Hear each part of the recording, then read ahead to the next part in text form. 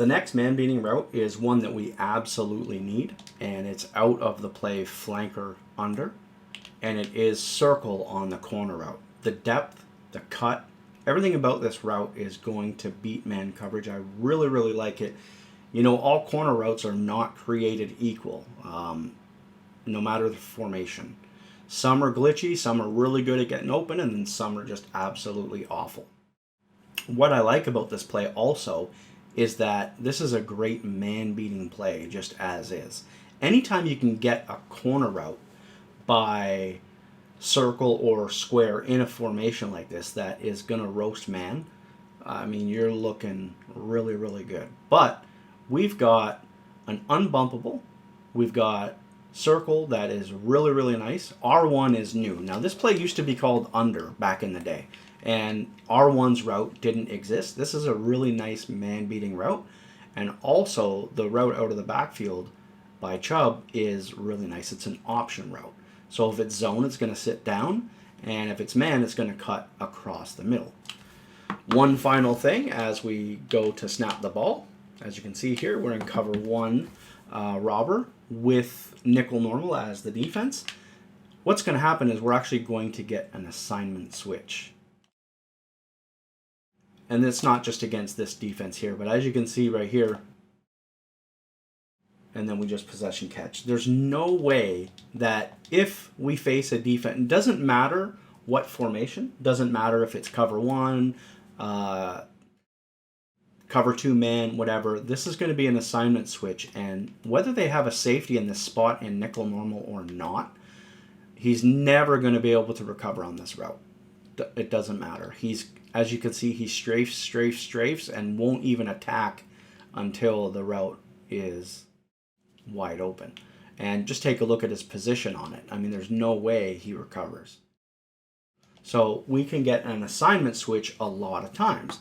If we take a look again at cover two man, right? And I'll press. Okay, I'll just leave it as is. I don't even need to do anything, but watch, we're going to get an assignment switch. And he's going to get wide open. You could try to take it upfield, or again, possession catch. Possession catch, you got to be doing that 98% of the time. It's just up to you whether you want to risk thinking that you can get upfield. Maybe the ball gets knocked out, or you possession catch and you're pretty much guaranteed to make the catch. So that's where we get the assignment switch. Now, you're never going to know until the ball is snapped, because really all it is that's creating that, and again, it's going to happen in any formation, but it's the fact that the running back is manned up. So if they put him in like a hook curl, right, and they press, and now we run that play, well, it's not going to be an assignment switch. However, the route is still monstrous. Like, it's still just the route. And I don't have Beckham out there. I've just got Callaway, who is not a good receiver. Like, I like him because he's got speed and stuff, but he's not glitchy by any stretch of the imagination. So we'll look at the replay, but as you can see, it doesn't matter. The route is just a great route. Even though it gets bumped, it's just a fantastic route. And if we look at the linebacker, he sits over the middle and he just does his little hook curl, right? Well, three receiver hook and hook curl. As you can see, there's a little tip for you. If you're running this, they're going to do the same thing. But anyway, yeah, that's just a fantastic route. And that's what we need in a formation like this. Now, the next route is, of course, when we motion him out, is this guy right here. This is unbumpable, and this is going to roast man. You know, he's going to be able to get to the sideline. He's in front of the guy, no press whatsoever. Obviously, we already talked about that. And then this route here is new to the play. It didn't exist before, as I mentioned, and we're always going to be in front of the defense. So this route is, like I said, really nice. So let's take a look here. We'll press.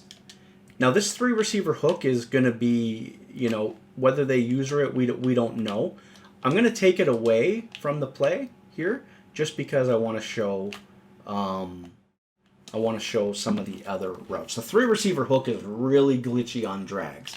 Now in this play, triangle and square are going to interfere with each other if I leave square on a drag. Also, triangle and X, like we got to get rid of X. So what I'm going to do, sorry about the dog, is I'm going to put, it doesn't, again, it's not necessarily about the setups. It depends on if you think for sure it's going to be man or if you think it might be man or zone. So I'll just clear out the safety so that we can get R1 as a potential, and then you've got square on his out route. So that's going to destroy man, that's going to destroy man, and then R1, like I said, he's always going to be in front of the guy. Now, I don't recommend throwing it that late. I was talking about the routes being open. You certainly want to read a user, read a zone over the middle. That's what you want to do. And, you know, ideally, you want to, if they cover this side, they user this side, whatever, then this route over the middle, you just want to watch the zones. Anytime you're facing like man defense or cover 1, chances are, like, we're going to be able to beat them because they're either going to have hard flats and cloud flats, which are going to cover the sidelines, or they're going to have hook curls and 3 receiver hooks. So if it's flats, then, you know, we can take this. And if it's hook curls or whatever, then we can take either of these routes.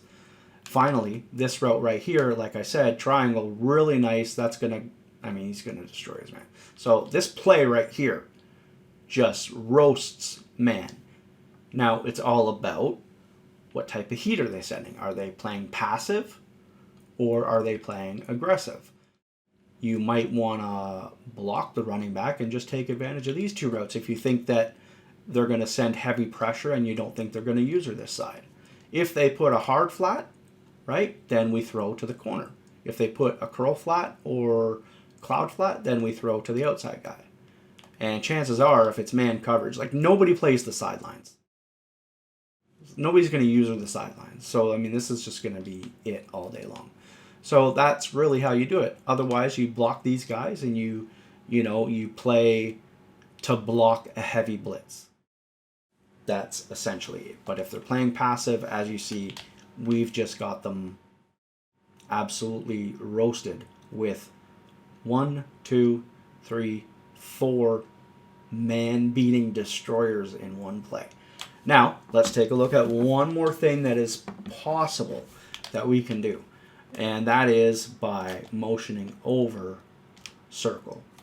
Now, you're, again, not going to be able to motion snap, and you're going to have to change R1. You're going to have to do different things. Maybe you want to block the running back and then drag R1 for a mesh concept and then block this. So now you've got, just a mesh concept. So now you're just looking for the drags underneath.